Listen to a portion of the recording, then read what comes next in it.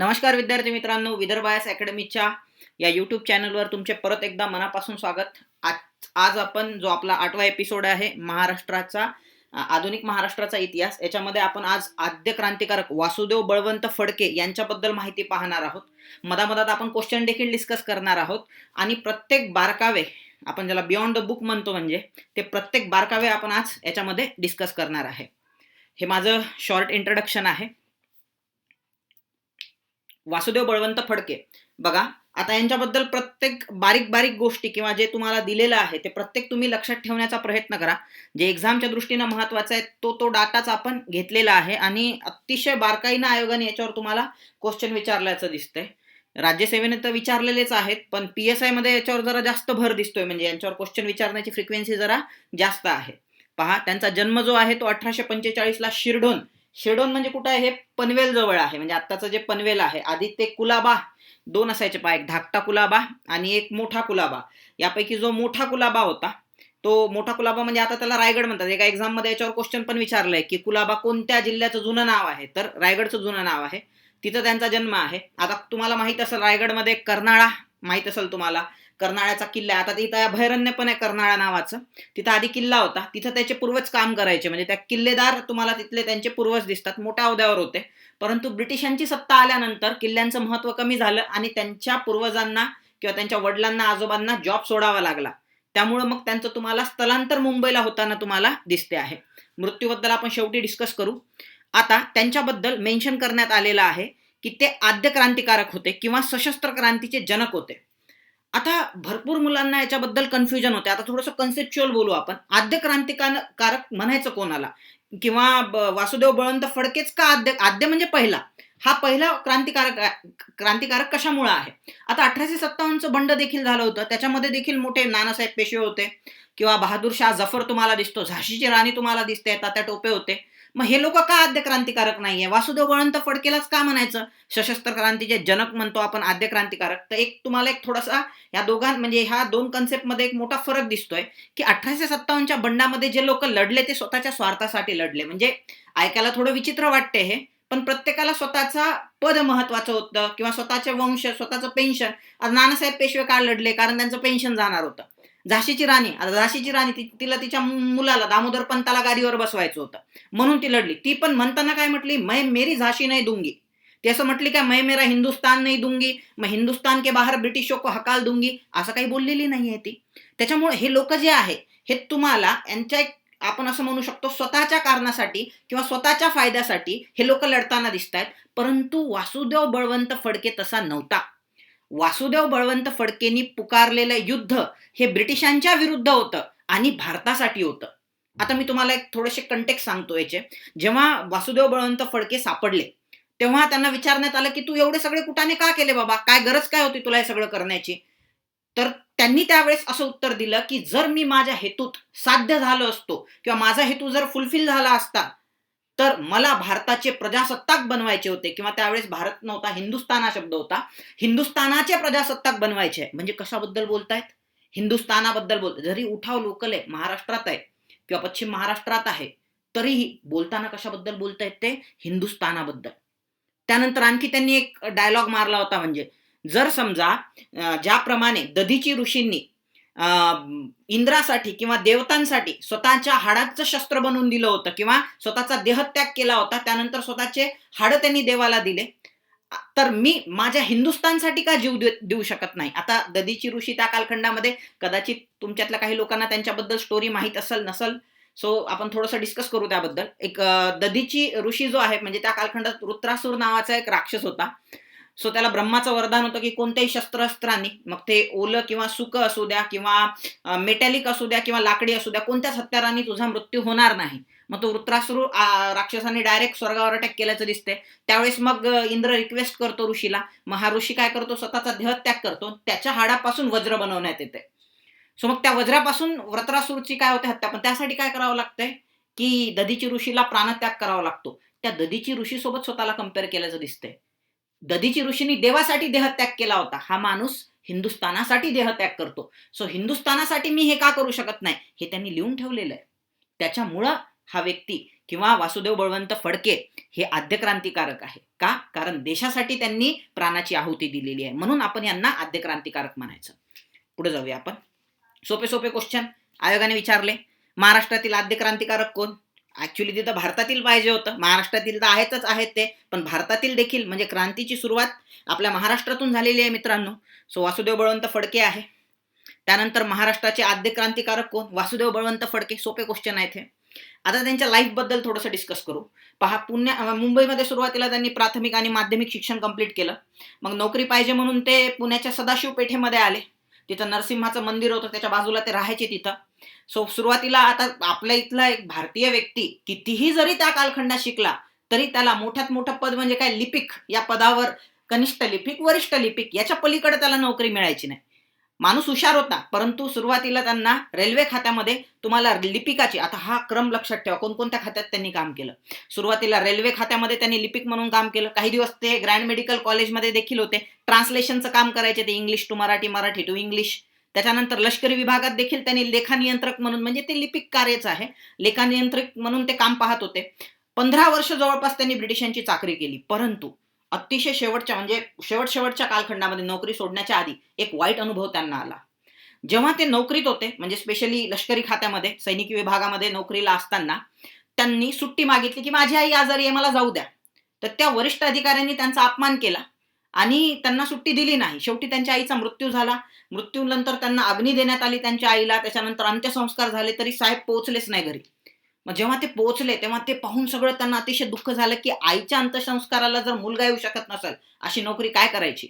आणि ब्रिटिशांबद्दल प्रचंड संताप त्यांच्या मनामध्ये निर्माण झाला आणि त्याच दिवशी त्यांनी ब्रिटिशांची नोकरी सोडून दिल्याचं आपल्याला दिसतंय. हा थोडासा कॉन्ट्राव्हर्शियल होता. ते लष्करी खात्यात पण लिपिक होते आणि रेल्वे खात्यात पण होते, म्हणून हा क्वेश्चन आयोगाने कॅन्सल केला होता. म्हणून त्याचं उत्तर दोन्ही राहील, लष्करी खात्यात पण होते ते आणि रेल्वे खात्यात पण होते. हा कॅन्सल झालेला क्वेश्चन आहे. पुढे जाऊया आपण. त्यांच्यावर प्रभाव कोणाकोणाचा होता. आता बघा, पुण्यात असताना त्यांच्यावर काही लोकांचा प्रभाव आहे, जेणेकरून ते नंतरच्या कालखंडामध्ये आद्य क्रांतिकारक बनले. सशस्त्र क्रांतीचा मार्ग त्यांनी स्वीकारल्याचं दिसते. त्यामध्ये सर्वात पहिल्यांदा जेव्हा ते पुण्यामध्ये आले होते तेव्हा ते सार्वजनिक सभेचे मेंबर बनले. सार्वजनिक सभेचे मेंबर बनल्यानंतर तुम्हाला मी सांगितलं होतं 1873 या कालखंडामध्ये त्यांनी त्या विश्राम बागेमध्ये जेव्हा त्यांनी शपथ घेतली होती, कोण, सार्वजनिक काका, स्वदेशीची शपथ. मागच्या एक आय थिंक 6व्या एपिसोडमध्ये आपण त्याच्याबद्दल बोललोय, 6व्या-7व्या एपिसोडमध्ये आपण त्याच्याबद्दल बोललेलो आहे. त्यांच्यासोबत हे देखील तिथं होते, वासुदेव बळवंत फडके यांनी स्वदेशीची शपथ घेतलेली होती तिथं. स्वदेशीचा प्रचार आणि प्रसार देखील त्या कालखंडात केलेला आहे. त्यानंतर दुसरी महत्वाची पर्सनॅलिटी, म्हणजे फार कमी पुस्तकं, मला माहित नाही, इव्हन 11 स्टेट बोर्डाच्या पुस्तकात देखील जास्त मेन्शन नाही आहे, परंतु एक लक्षात ठेवा, त्या कालखंडामध्ये वस्ताद लहुजी साळवे ही जी पर्सनॅलिटी आहे, यांचा त्या कालखंडात एक गंजपेठ, म्हणजे त्यावेळेसचा पुण्यामधला महारवाडा गंजपेठ, तिथं एक त्यांची मोठी तालीम असायची. तोफ चालवणे सोडून बाकी सर्व प्रकारच्या शस्त्र आणि अस्त्रांचे तिथं काय दिला जायचे, धडे दिला जायचे. स्वतः उस्ताद त्या कालखंडामध्ये वेगवेगळे तिथं जे आलेले त्यांचे शिष्य आहे त्यांना म्हणजे शरीरयष्टी ज्याला म्हणतो आपण, सो व्यायाम करून घ्यायचे, त्यांना वेगवेगळ्या याची तालीम द्यायचे. दानपट्टा त्याच्यामध्ये तुम्ही याच्यात फोटोत पण दानपट्टा पाहू शकता. तलवार चालवणे, किल्ले कसे चढायचे, सो अंगपिंडाने मजबूत करायचे. म्हणजे मी एक कंटेक्स्ट जर सांगायचा झाला तुम्हाला तत्कालीन याच्यामध्ये, लोकमान्य टिळक देखील, म्हणजे कसं असते, माणूस जेव्हा लहान असतो ना तेव्हा त्याला जातीपातीचं काही नसते. मोठा झाला तो 20 क्रॉस केलं की त्याला शिंग फुटतात.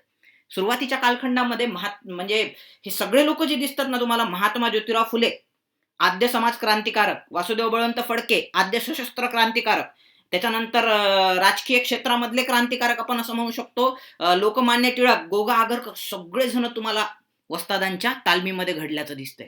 टिळक सुरुवातीच्या कालखंडात वारंवार आजारी पडायचे, तेव्हा टिळकांनी वस्तादांकडे अप्रोच केलं. तुम्हाला जे नंतर टिळक दिसतात ना एकदम अंगपिंडाने मजबूत, त्याच्या मागं वस्तादांचा तुम्हाला हातभार दिसतोय. म्हणजे त्यानंतर आणखी एक मजेशीर गोष्ट सांगायची झाली तर, वस्तादाच्या तालमीत जेव्हा ते शिक्षण घ्यायचे तर त्यांच्या सोबत त्यांचे जे सहकारी होते ते महात्मा ज्योतिराव फुले, म्हणजे ऍट अ टाइम 2 क्रांतिकारक घडतायत, समाज क्रांतिकारक महात्मा ज्योतिराव फुले आणि दुसरीकडे तुम्हाला वासुदेव बळवंत फडके घडताना दिसत आहेत. एक काही ठिकाणी मी अशी कंटेक्स्ट वाचलेले आहे की जेव्हा वासुदेव बळवंत फडकेंनी सशस्त्र क्रांती केली तेव्हा त्यांना आर्थिक मदत देण्याचं कार्य तुम्हाला कोणी केल्याचं दिसतंय, महात्मा ज्योतिराव फुलेंनी. नंतरच्या कालखंडामध्ये सार्वजनिक सत्यधर्मामध्ये थोडीशी टीका पण केलेली आहे. फडक्यांवर, तो कंटेक्स्ट थोडासा वेगळा आहे. पण सुरुवातीच्या कालखंडामध्ये मात्र त्यावेळेस पैसे प्रोव्हाइड करण्याचं काम पुण्यामध्ये वासुदेव बळवंत फडकेंना हे तुम्हाला महात्मा ज्योतिराव फुलेंनी केल्याचं दिसते. का? कारण वर्गमित्र आहे एकाच माणसाच्या अंडर घडताना. म्हणून वस्ताद लहुजी साळवेंना, म्हणजे राज्यसेवेच्या मेन्समध्ये सिलेबसमध्ये यांचं नाव आहे, यांना आद्य क्रांतिगुरु देखील म्हटल्या जाते. महत्वपूर्ण गोष्ट आहे, लक्षात ठेवा. पुढचं, त्यानंतरच्या कालखंडामध्ये त्यांचे आणखी एक गुरु होते न्यायमूर्ती रानडे. त्या कालखंडात रानडे लिखाण करायचे, म्हणजे एकदा परीक्षेत विचारलेला आहे रानडेंवर क्वेश्चन, की आधुनिक अर्थशास्त्राचे जनक कोणाला म्हणतात भारताचे. सो ते न्यायमूर्ती रानडेंना म्हणतात. का? कारण त्यांनी त्यावेळेस इसे ऑन इकॉनॉमिक्स नावाचा ग्रंथ लिहिला होता आणि ब्रिटिशांच्या आर्थिक पॉलिसीवर त्यांनी टीका साधायला सुरुवात केली होती. मग त्यांचे जे लेख आहे रानडेंचे ते वाचायचे वासुदेव बळवंत फडके. त्यामुळे आपण त्याला इकॉनॉमिक नॅशनलिझम म्हणू शकतो. तुम्ही हे वस्ताद लहुजी साळवेंमुळे रेव्होल्युशनरी नॅशनलिझम. अहो, फार कमी लोकांना माहित आहे की वस्ताद लहुजी साळवेंनी त्या कालखंडामध्ये जे 1857ला कोल्हापूरचं बंड झालं, त्यानंतर तिकडं कानपूरचं बंड झालं, त्यासाठी तालमीतले माणसं पाठवलेले आहेत. फक्त प्रॉब्लेम काय आहे ना, इतिहास लिहिताना हा प्रत्येक जण स्वतःच्या अँगलनी लिहितो आणि लेखणी ज्यांच्या हातात होत्या त्यांनी इतिहास लिहिला. त्यामुळे एवढे महत्वाचे कॅरेक्टर इतिहासामधून वगळले. हे आपलं तुमचं आमचं म्हणावं लागेल दुर्दैव आहे. असो, काय हरकत नाहीये, आपण त्याच्याबद्दल मेन्शन करूया. महत्वाची गोष्ट आहे ती. पुढे जाऊया. म्हणजे आर्थिक इकॉनॉमिकल नॅशनलिझम ज्याला म्हणू शकतो आपण टेक्निकल भाषेमध्ये, तो तुम्हाला न्यायमूर्ती रानडेंमुळे आलेला आहे आणि रिव्होल्युशनरी नॅशनलिझम वस्ताद लहुजी साळवेंमुळे आलेला आहे. त्यांचे आध्यात्मिक गुरु जे त्यांना दत्त महात्म्याला मानायचे, तुम्हाला माहित असेल, नाथ संप्रदाय किंवा दत्त संप्रदाय, श्रीपाद वल्लभ दिगंबरा म्हणतो ना आपण. सो त्याच्यामध्ये दत्तांना फार मानायचे. सो ते तुम्ही पाहिलं असेल, म्हणजे त्रिमूर्ती असते दत्तांची, म्हणजे ब्रह्मा विष्णू महेश ज्याला आपण असं म्हणतो. सो त्याला भरपूर मानायचे वासुदेव बळवंत फडके. सो त्यांच्या म्हणजे सकाळी उठल्यानंतर पूजा अर्चा म्हणजे भक्तीमध्ये तल्लीन राहायचे. त्यांनी एक ग्रंथ पण लिहिलाय दत्त महात्म्य नावाचा, जवळपास 7,000 ओव्यांचा तो ग्रंथ आहे. दत्तलहरी नावाचा आणखी एक ट्रान्सलेशन, म्हणजे त्या कालखंडामध्ये गंगाधर शास्त्री दातार यांच्याकडून त्यांनी ते करून घेतलं होतं. दत्तलहरी हे पण लक्षात ठेवा, पुस्तकात नाहीये, दत्त महात्म्याचा उल्लेख आलेला आहे. सो हे फार महत्वाचं आहे, म्हणजे हे कंटेम्पररी आहे. म्हणजे आता दत्त संप्रदायामधले सर्वात पहिल्यांदा दत्त म्हणजे जे परशुरामांचे गुरु आहे किंवा सहस्त्रार्जुनांचे गुरु आहेत ते दत्त नंतर श्रीपाद वल्लभ, त्यांचं नेक्स्ट जनरेशन चालवणार आहे, आणि त्यानंतर स्वामी समर्थ. आता स्वामी समर्थ आणि वासुदेव बळवंत फडके हे एकमेकाला कंटेम्पररी आहे. मी थोडंसं बोलतो तुम्हाला त्यांच्याबद्दल पुढं, कशामुळे कंटेम्पररी म्हटलं मी ते. पुढे जाऊया आपण.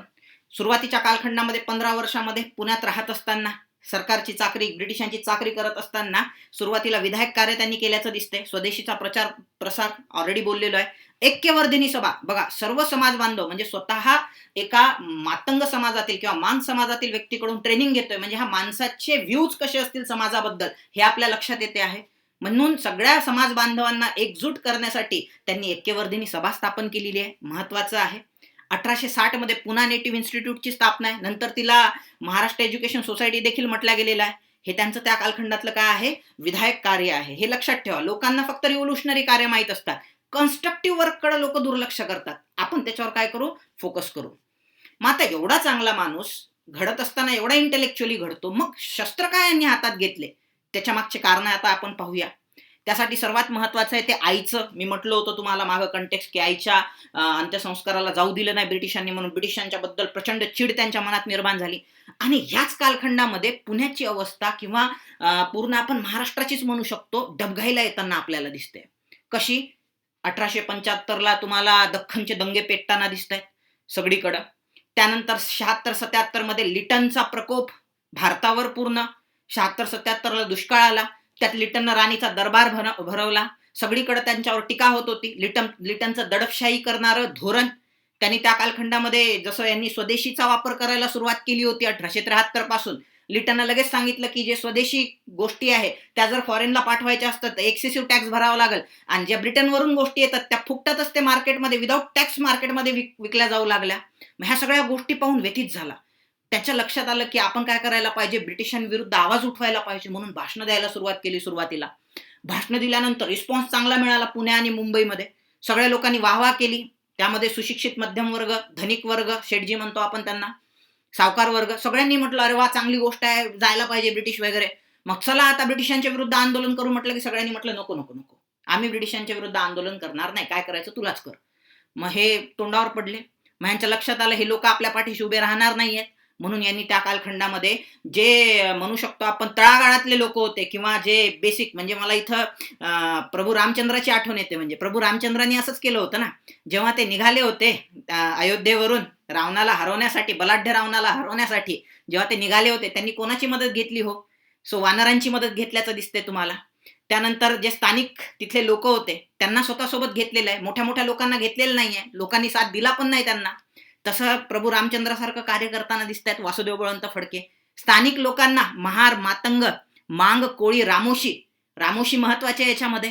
सो ह्या ज्या लढवय्या कम्युनिटी आहेत, म्हणजे मुळातच लढवय्या कम्युनिटी आहेत महाराष्ट्रातल्या, ह्या सगळ्यांना सोबत घेतलं आणि ब्रिटिशांच्या विरुद्ध काय सुरू केलेलं आहे ह्यांनी? बंड, सशस्त्र बंड. आता आपल्याला ब्रिटिशाला काय करायचं म्हणे? नाकावर टिचून पराभूत करायचं आहे, ह्या देशातून हाकलून द्यायचं आहे. सो ब्रिटिशांच्या विरुद्ध सशस्त्र क्रांतीला तुम्हाला सुरुवात केल्याचं दिसतंय.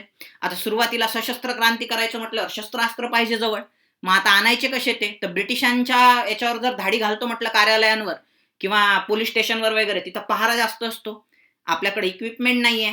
म्हणून त्यांनी काय केलं, जे सावकार असायचे, जे बिचारा गरीब शेतकऱ्यांना लुटायचे, लुबाडायचे, त्यांच्यावर यांनी अटॅक करायला सुरुवात केली. त्यांचा पहिला दरोडा पहा. पहिला दरोडा म्हणजे मला इथं आणखी एक कंटेक्स्ट सांगावासा वाटतो. ह्या माणसांनी तळागाळातल्या लोकांना आणि तथाकथित पुण्यातले जे काही ब्राह्मण वर्ग होता, अशा सगळ्यांना एकत्र आणलं, 300 लोकांची पलटण तयार केली. Can you imagine? 300. मी असं म्हणू शकतो, ब्रिटिशांच्या विरुद्ध लढणारं, देशासाठी लढणारं ते पहिलं लष्कर 300 लोकांचं त्यांनी जमा केलं आणि पहिल्यांदा धामरी गावावर त्यांनी दरोडा घातला. पुण्यापासून एक 8-10 मैलावर असणार, म्हणजे लोणी नावाचा तालुका किंवा आता तालुका नाही आहे तो, लोणी नावाचं गाव आहे, तिथून जवळ असणार, मोठं गाव होतं त्यावेळेसचं, तिथून असणारं छोटंसं गाव धामरी, इथल्या सावकारावर त्यांनी दरोडा घातला. तिथून त्यांना काही पैसा वगैरे वगैरे त्यांच्या हाती आला, कपडे वगैरे काही महत्वाच्या गोष्टी हाती आल्या. असं करत म्हणजे मग त्यांचा कॉन्फिडन्स आणखी वाढला. त्यामध्ये सर्वात महत्वाचं दौलतराव नाईक त्यांच्यासोबत होते. हे बाकीचे लोक पण लक्षात ठेवा, विष्णू गद्रे, गोपाळ साठे, गणेश देवधर, गोपाळ हरी कर्वे यांच्या मदतीने त्यांनी काय केलेलं आहे, त्या कालखंडात धामरी गावामध्ये दरोडा घातला. नंतर पूर्ण पुणे जिल्ह्यामध्ये जिकडे तिकडे दरोडे घालायला सुरुवात केली, प्रचंड संपत्ती मिळाली. मग त्यांनी त्याच्यातून शस्त्रास्त्र विकत घेतले. आता ब्रिटिशांना त्यांनी काय केल्याचं दिसतंय तुम्हाला? चॅलेंज केल्याचं दिसतंय. त्यासाठी स्वतः त्यांनी त्या कालखंडामध्ये आधीचे जे सुटबुटवाला त्यांचं असायचं, म्हणजे जे काही त्यांचं राहणं, ते त्यांनी सोडून दिलं. एकदम दाढी-विडी वाढवली, जसं आपण फोटो पाहिलेला आहे सुरुवातीला, वैराग्याचं रूप त्यांनी धारण केलं. म्हणून त्यांच्या टीम मधले लोक त्यांना महाराज म्हणायचे. मग आता सगळ्या जणांना, म्हणजे एखादा दरोडा पडला, कोणी टाकला दरोडा? ब्रिटिशांनी विचारलं, महाराजांनी टाकला. ब्रिटिश पण अचंबित, कोणते महाराज आहेत बाबा हे जे दरोडे घालतायत म्हणजे? म्हणून ब्रिटिशांना थांग पत्ताच लागत नव्हता की हे सगळं करतंय कोण म्हणून. कुठं दरोडा घातला? कंबाईन मध्ये आय थिंक विचारलेला क्वेश्चन आहे हा. धामरी या गावामध्ये दरोडा घातलेला आहे त्यांनी. पुढे जाऊया. भिल्ल, कोळी आणि धरगर यांच्याशिवाय रिकामी जागा वासुदेव बळवंत फडक्यांना येऊन कोण मिळालेले आहे? आता हा क्वेश्चन थोडासा टफ होता, पण तरी हा क्वेश्चन तुम्ही सॉल्व्ह करू शकता. याच्यामध्ये तुम्हाला एक नाव दिसतंय पा, डी नंबरला, उमाजी नाईक. आता उमाजी नाईक ही जी पर्सनॅलिटी आहे ती 1857च्या आधी आहे मित्रांनो. आणि आपले वासुदेव बळवंत फडके कधीच्या कालखंडामध्ये? 1870-1880 या कालखंडामध्ये वर्क होताना दिसतात. त्यामुळे या दोन लोकांचा संबंध येईल का? आणि जो होता नाईक रामोशी, तो दौलतराव नाईक आहे. त्याच्यामुळे उमाजी नाईक असणार आहे का? याचं उत्तर नाही. मग डी काढून टाका, 2 ऑप्शन इथंच कटतात. मग राहिलं कोण? तर मग एक तर एसी उत्तर असेल, नाही तर बीसी. मग आता इथं रिस्क घ्यावी लागेल. त्या कालखंडात त्यांना सीताराम गद्रे ऑलरेडी आपण डिस्कस केलेलं आहे, आणि गोपाळ मोरेश्वर साठे यांनी त्यांना सहकार्य केलं. म्हणून उत्तर त्याचं ए आणि सी राहणार.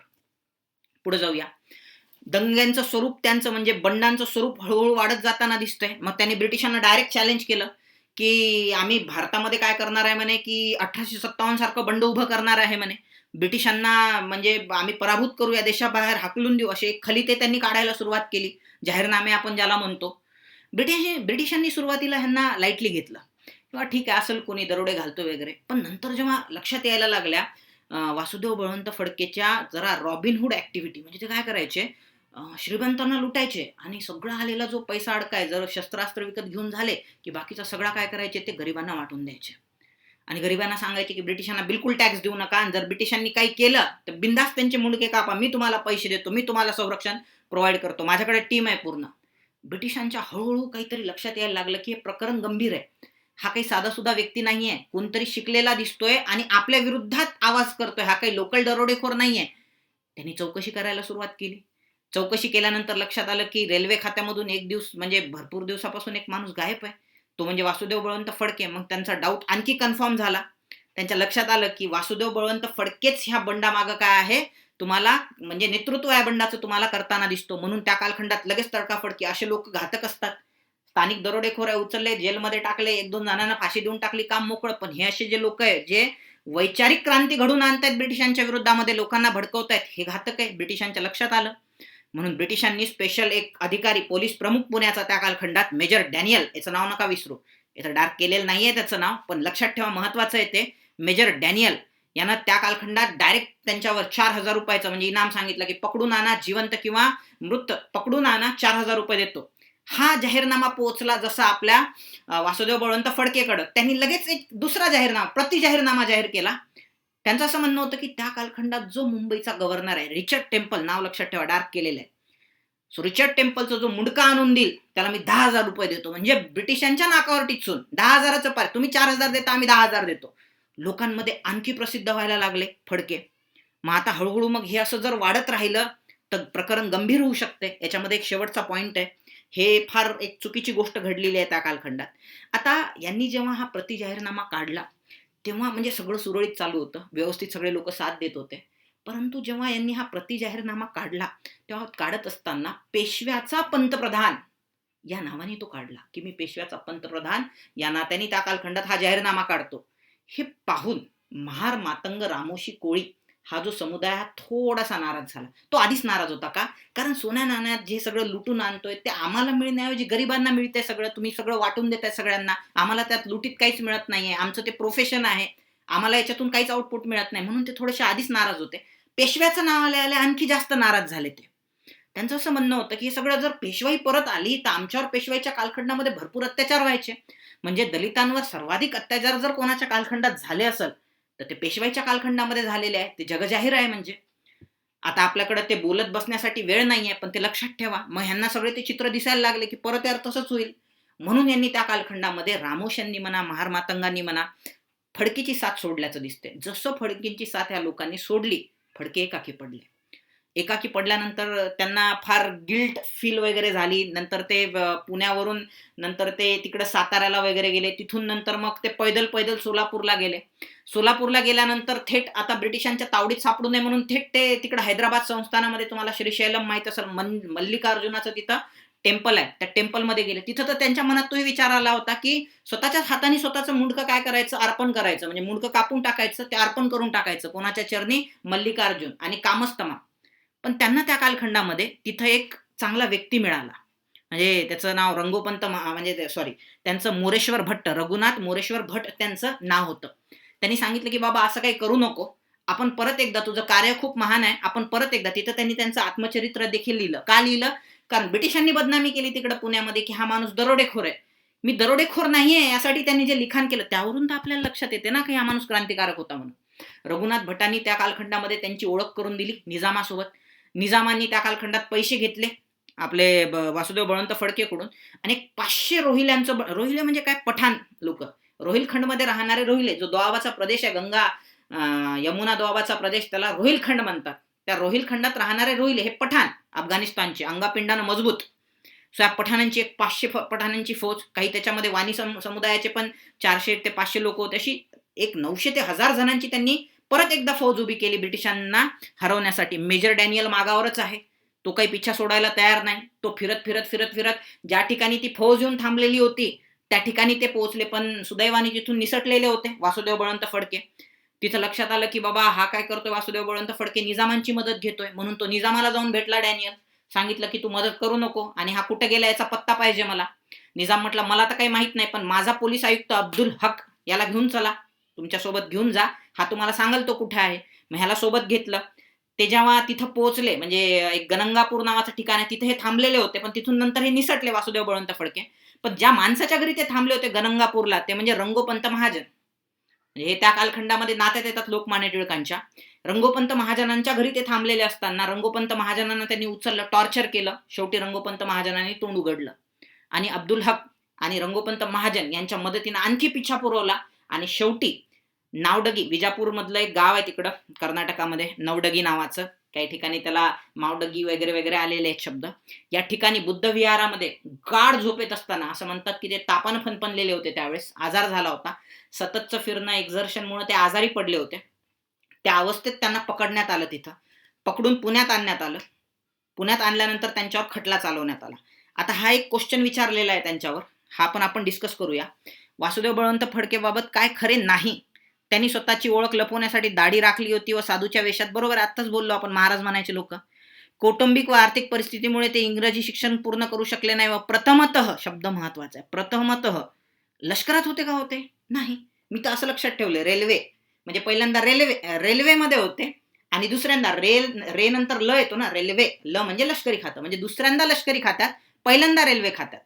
म्हणजे ब विधान काय दिसते तुम्हाला? चुकीचं. त्यांना तेच पाहिजे. काय चुकीचं आहे? हे बरोबर आहे. रामोश्यांशी पहिले मदत घेतली त्यांनी, नंतर त्यांनी रामोश्यांनी त्यांची साथ सोडली, हे पण बरोबर आहे. म्हणजे 2 नंबरचं ऑप्शन काय राहील याच्यामध्ये? चुकीचं राहील. बघा म्हणजे किती बारकाईनं क्वेश्चन आयोग विचारतोय तुम्हाला एक्झाम मध्ये. असो, फडकेवर नंतर खटला चालवण्यात आला पुण्यावर. सार्वजनिक काकांनी, गवा जोशींनी त्यांचं वकीलपत्र घेतलं, परंतु काही असर झाला नाही. उच्च न्यायालयात केस गेली मुंबईला. तिथं महादेव चिमाजी आपटे, गाजलेले प्रख्यात वकील पुण्याचे, त्यांनी प्रूव्ह करण्याचा देखील प्रयत्न केला की हा माणूस नाहीच आहे वासुदेव बळवंत फडके, तुम्ही चुकीच्या माणसाला पकडलेला आहे. पण ते काही प्रभावी राहिलं नाही. न्यायाधीश न्यूनहॅम यांनी डायरेक्ट फडकेवर राणीच्या विरुद्ध, म्हणजे ब्रिटिशांच्या विरुद्ध युद्ध पुकारण्याचा व देशद्रोहाचा खटला त्यांच्यावर भरण्यात आला. मग आता देशद्रोहाचा आरोप झाल्यानंतर त्यांना डायरेक्ट जन्मठेपेची शिक्षा सुनावण्यात आली, ते पण काळा पाण्याची. त्यावेळेसचा ट्रेंड होता अंदमानला पाठवण्याचा, परंतु अंदमानचा ट्रेंड तोडला आणि त्यांना थेट येमेन या ठिकाणी, बा हे येमेनची राजधानी आहे, अदेन, सो तिथं गल्फ ऑफ अदेन वगैरे अरबी समुद्रामध्ये, सो एवढ्या दूर त्यांना तेहरान या बोटीनं तिथं अदेनला पाठवण्यात आलं आणि अदेनच्या तुरुंगात त्यांना डांबण्यात आलं की हा माणूस हा काय आहे, वैचारिक दृष्ट्या आपल्याला घातक आहे, हा चुकूनही भारतात नाही पोहोचला पाहिजे, अशी सोय करून टाकली ब्रिटिशांनी आणि ह्यांना एडनच्या तुरुंगात पाठवण्यात आलं. मग आता वासुदेव बळवंत फडके एडनला गेले. तिथं वासुदेव बळवंत फडके म्हणजे एकदम सुरुवातीला झिल इंथुझियास्टिक माणूस होता हा. यांनी त्या कालखंडात तिथलं म्हणजे जे आपण म्हणू शकतो तुरुंग तोडण्याचा प्रयत्न केला.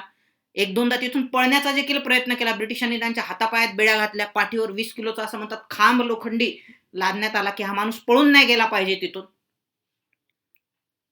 तिथंच त्यांना तो टीबी नावाचा आजार देखील झाला, क्षयरोग. त्याच्यामुळे त्यांचं शरीर दिवसेंदिवस खंगत गेलं आणि तिथंच त्यांचा 1883 ला एडन या ठिकाणी मृत्यू तुम्हाला होताना दिसतोय. म्हणजे ब्रिटिशांनी एक तर त्यांचा प्रचंड छळ केला आणि दुसरं म्हणजे आजारांनी पछाडलेलं शरीर. सो या 2 कारणामुळे तुम्हाला त्यांचा तिथं मृत्यू होताना दिसतोय. आता त्यांच्याबद्दल वेगवेगळे मतमतांतर आहेत. म्हणजे 99% चांगलेच आहे, पण काही लोकांनी टीका पण केलेली आहे. ते पाहूया आपण कसं कसं, एक्झामच्या दृष्टीने महत्वाचं आहे. 11th स्टँडर्डच्या बुकमध्ये देखील काही गोष्टी मेन्शन आहे याच्यामधल्या. देशप्रेमाने ओथंबलेला हिमालयासारखा उत्तुंग महापुरुष, असा गौरवपूर्ण उल्लेख त्या कालखंडात कोणी केल्याचं दिसतंय आपल्याला? अमृत बाजार पत्रिका. अमृत बाजार पत्रिका 1869 ला सुरू, त्या ठिकाणी 1868 दिलेला आहे.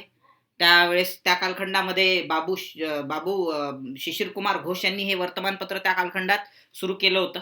सो त्या वर्तमानपत्रांनी बंगालच्या, म्हणजे बघा नॅशनलिझम म्हणजे त्याला म्हणतो ना आपण कनेक्टिव्हिटी, रिजनल कनेक्टिव्हिटी. बंगालचा न्यूजपेपर कोणाबद्दल लिहितोय? महाराष्ट्रातील वासुदेव बळवंत फडकेंबद्दल लिहितोय. चांगल्या अर्थाने हे लिहिलेलं आहे.